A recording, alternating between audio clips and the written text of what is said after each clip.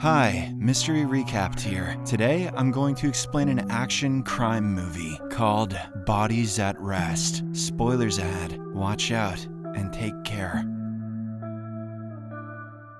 The movie opens on Christmas Eve in Hong Kong, which is being battered by the heaviest rainfall for the past 20 years. But business is as usual at the Kwai Chung Public Laboratory, where forensic pathologist Nick Chung is engrossed in his work. He is working on the corpse of an obese man whose wife is currently under investigation for murdering him. Apart from Nick, lab technician Li Qiang and a security guard that they lovingly call Uncle King are also present in the building. Shortly afterwards, Li joins Nick in the forensic lab, where the latter is concluding the case of the obese man. The cause of death is pinpointed as cardiac failure due to a blocked artery. This vital information will help the man's wife get exonerated. Meanwhile, Uncle King inhales from his asthma pump and takes his seat in front of the security screens. Unbeknownst to these people, 3 rogue policemen, Richie, Herod, and Jia Yi, are sitting in a car right in front of the lab. These men were recently involved in a drug deal in which Richie had shot and killed the girlfriend of a powerful drug lord. They want to retrieve the bullet from her corpse so that no one can implicate them in the murder. They then quickly disembark from the vehicle and cut the connection lines from the CCTV cameras. Inside, Uncle King is left confused as the screens in front of him go blank all of a sudden. He doesn't have to wait too long to know why, as the 3 rogue policemen wearing Christmas masks enter with their guns drawn. They hold him hostage, take his cell phone, and cut the landline as well as the internet connection to the building. They then force Uncle King to lead them to the lab, where Nick and Lee have already begun their second case for the night. Soon, the intruders force the doctor and the lab assistant to hand over their cell phones. Richie, who is clearly the leader of the gang, specifies their purpose for the visit. He asks if the mortuary had received the corpse of a young woman named Anki Cheng last night. The doctor says they did, and Richie quickly asks if they have done her autopsy or x-ray. In response, the doctor says they haven't done so, indicating that the forensic details about her death are still not registered in the lab's database. Suddenly, Herod notices Uncle King sneakily using a mobile phone under his coat. He immediately snatches the phone and twists the security guard's arm. Richie then warns everyone to follow his instructions if they want to make it out alive. He also tells Herod to keep a close eye on the lab assistant. Jia Yi is then ordered to go with the doctor and retrieve the bullet from Anki's body. After a while, the doctor and Jia Yi make it to the mortuary, where several hundred bodies are kept for forensic testing. Nick notices that Jia Yi is very uncomfortable around corpses. He knows that the bullet is an important piece of evidence that can help implicate the murders, so he begins to narrate what he is doing in gory detail, which makes Jia Yi recoil in disgust. The thug doesn't realize that the doctor is simply pretending to perform an autopsy on a corpse, which he had already checked before. Nick then takes out a bullet from the body and hands it to Jia Yi, who is standing several feet away. After getting what they wanted, the thugs lock Nick, Lee, and Uncle King in the mortuary. This way, the trio will slowly freeze to death, and the whole thing will look like an accident. They leave the lab and drive away to dispose of the bullet in the nearby harbor. Nick, meanwhile, finds the actual corpse of Anki Chen and removes the bullet that was lodged underneath her ribcage. Elsewhere, the 3 rogue policemen reach the harbor. It is revealed that Jia Yi and Herod are brothers, while Richie is their senior officer. The siblings are extremely happy and quickly disembark from the car, chatting with each other. Jia Yi is recounting what happened in the mortuary, pointing out that he never saw the face of the girl out of disgust. Upon hearing this, Richie demands to see the bullet that the doctor had handed over. His fears come true when he sees that the sample is a hollow point bullet, completely different from the ammunition he uses. This makes the thugs realize that they've been hoodwinked and quickly head back. In the lab, Nick opens the mortuary's door using a lever kept for emergency situations like this. He then checks the lab's computers for the records of Anki. The doctor gets to know that she was killed in a shootout during a drug deal that went bad. Rather suspiciously, the cash that was used in the deal is still missing. Meanwhile, Lee is searching for Uncle King's inhaler when she sees the 3 thugs arrive at the lab's front door. This sends her into panic mode, so she quickly rushes back in and informs the others. Almost immediately, Nick, Lee, and Uncle King run away from their pursuers. They head out the back door and make it to the exit gate. This is when their luck runs out, as the gate is locked and the key is still in reception option. They have only one way to get away, by jumping over it. Unfortunately, Uncle King's injured arm slows them down, and the thugs soon catch up to them. Following this, the laboratory staff are taken back inside, where Richie shoots Uncle King in the head. An incensed Nick lunges at Richie, and the two men begin to fight each other. But in an obvious outcome, the thug thoroughly beats the doctor, then smacks Lee across the face. He is about to do further damage when suddenly a nearby intercom device starts beeping. It turns out Kit, a worker from the Hong Kong funeral home, has come to pick up the dead bodies whose autopsies have been completed. Nick states that if they don't let him in, Kit will phone his boss and say that he received no bodies from the lab. This will only increase suspicion, and soon several officers will arrive to check what's going on. Shortly afterwards, Richie gives instructions to his men so that everything looks normal. Herod keeps an eye on Nick, who is forced to go to the front gate to receive the funeral home employee. Jai,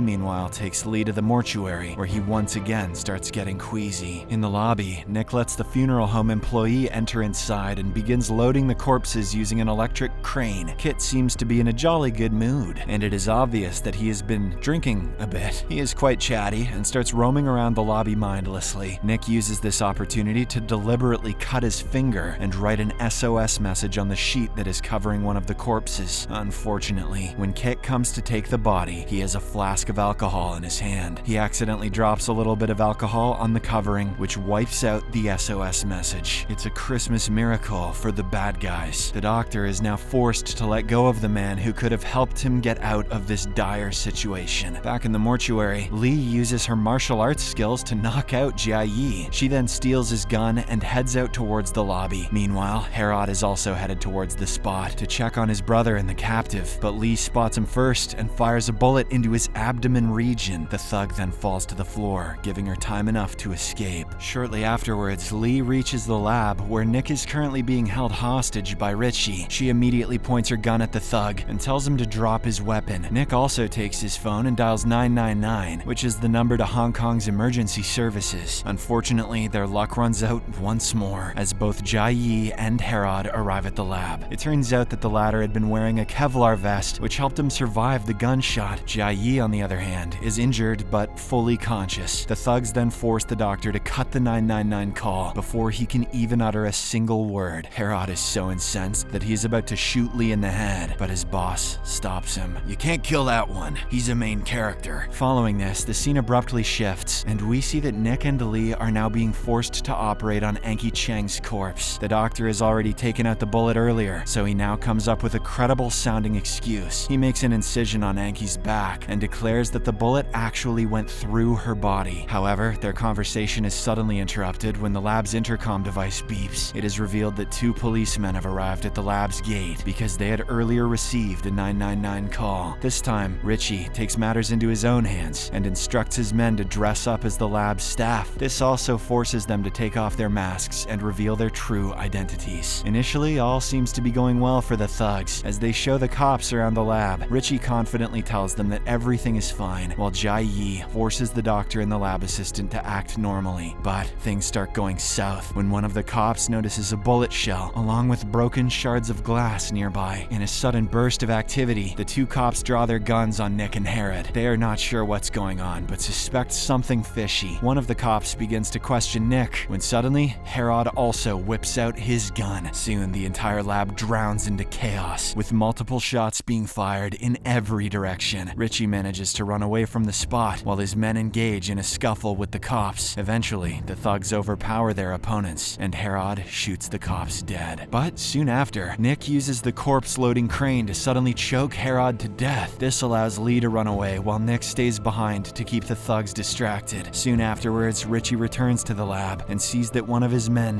has been killed. He brutally beats the doctor with Jai Yi's help and ties his hands up. They then take him to the lobby and place him right over the broken shards of glass. After this, Jai Yi enters the morgue as he had caught a glimpse of Lee running towards that room. It turns out that she's actually hiding in the top bunker, disguised as a dead body. An enraged Jai Yi then begins shooting random corpses, while his boss is checking other possible rooms. Suddenly, Lee jumps from her bunker and ambushes Jai Yi, who has been gravely hurt during the earlier skirmish with the cops. She uses all of her remaining energy to lay a beat down and eventually traps him under a metallic shelf. Similarly, in the lobby, Nick is all alone phone and uses a shard of glass to cut the zip tie around his wrists. He is quickly joined by Lee, and the two embrace each other tightly. Following this, they hatch up a plan to free themselves from the thugs once and for all. They head to the central office of the lab, where Nick takes over the entire building's intercom device. He begins to talk about his theory on how the thugs killed Enki Chang. His voice booms across several intercom speakers that are placed in all corners of the lab. In a flashback scene, we see that Richie, Herod, and Jai Yi were guarding a drug deal between a rich Thai smuggler and a Hong Kong-based dealer. They were regularly bribed by the dealer to turn a blind eye towards the smuggling and distribution of drugs. Enki Chang, who is the dealer's girlfriend, was waiting in the bedroom right next to where the deal was taking place. Everything seemed to be okay until the Thai smuggler started demanding extremely high prices. Since the men were all high on drugs and alcohol, the matter escalated into a full-blown shooting. Everyone was killed except the dealer, who was gravely injured, and Enki, who hid in a nearby closet. Hearing the commotion, the three cops, Richie, Herod, and Jai Yi, entered the room, only to notice the utter chaos. They saw a fat bag full of money and swiftly broke the dealer's neck, killing him for good. However, Richie heard Enki whimpering in the bedroom and, without thinking, shot her right below the chest. This killed her instantly, and the corrupt cop soon realized that he had used his service gun to shoot her. It is the main reason why the three came to the lab, so that they could erase all traces of their crime. Back in the present, Richie is spooked by how accurate the doctor's theory is. He looks at one of the intercom speakers and sees that the doctor is speaking from the central office. What he doesn't realize is that Nick and Lee have set up a trap for him. Shortly afterwards, the disgraced cop reaches the central office with his gun drawn. He cautiously steps in, completely unaware that Lee has scattered extremely flammable powder all over the floor. She is watching from nearby, hiding behind a desk. Just as Richie steps on the powder, she drops a flask full of hydrogen peroxide on the floor. The thug's legs are immediately engulfed in flames, and he tries to save himself using a nearby fire extinguisher, but this only confirms his doom, as Nick had placed a volatile substance in the office's oven. Now, with the rapidly expanding gas from the fire extinguisher, the whole room will explode in around 4 minutes. As the thug is busy saving his legs, Lee tries to sneak towards the doctor. Unfortunately, Richie spots her and draws his gun at her. This forces Nick to come out of hiding and jump on the thug. A fierce fight then breaks out as the men toss and throw each other all over the office. This is when the volatile substance reacts with the gas from the fire extinguisher's gas. The resulting explosion yeets Richie out of the room,